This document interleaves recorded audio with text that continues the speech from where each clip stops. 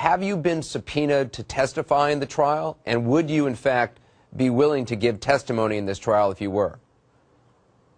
At this time, I have not been subpoenaed, and I am not interested in giving testimony in the trial. Why is that? I would invoke my Fifth Amendment right, because at this time there is an appeal that is in progress. And depends on what happens to that. In the event that there is a future trial, I do not want to have any issues with self-incrimination. I want to ask you about that appeal coming up, but first just a couple other questions. At the heart of this trial, of the AEG trial, is a simple question. Were you an AEG employee, someone they had a responsibility for, or were you an employee of Michael Jackson? Can you answer that question? I don't want Dr. Murray to answer that. Okay. No, I cannot. Not at this time. Okay, I understand that. Can I ask you, do you know the answer to that question? Absolutely. Okay.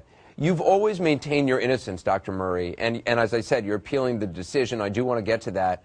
But do you feel any guilt over the death of Michael Jackson? I'm an innocent man, Anderson. I maintain that innocence.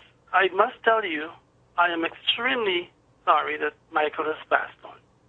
It's a tremendous loss for me. It's a burden I've been carrying for the longest while, and it's a burden I will carry for an indefinite period of time.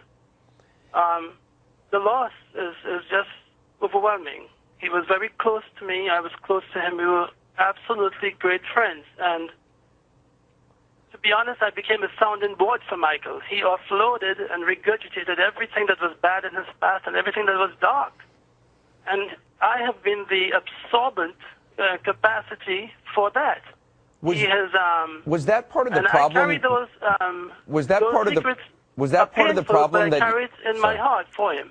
Was that part of the problem that you felt you were a friend to him as a doctor? Is it proper to be friends with a patient? I don't want him to answer that either. Okay. I don't want to get into anything that could possibly incriminate him. Okay. Let me ask you about propofol. As you know, it's supposed to be administered in a hospital. It's a sedative used for surgery. And you certainly were not the first doctor to give Michael Jackson propofol, but you did order a lot of it. And as a doctor who swore to do no harm, I guess I just still don't understand how you could give this clearly troubled person this powerful sedative in a non-hospital setting. I think that's a very good question, Anderson. The thing about it is, nobody knows, but I basically was doing my endeavor to get Michael away from propofol. Yes, indeed, I did order propofol to his home, but I was not the one that brought propofol into his home. I met him with his own stash. I did not agree with Michael, but Michael felt that, it was not an issue because he had been exposed to it for years and he knew exactly how things work.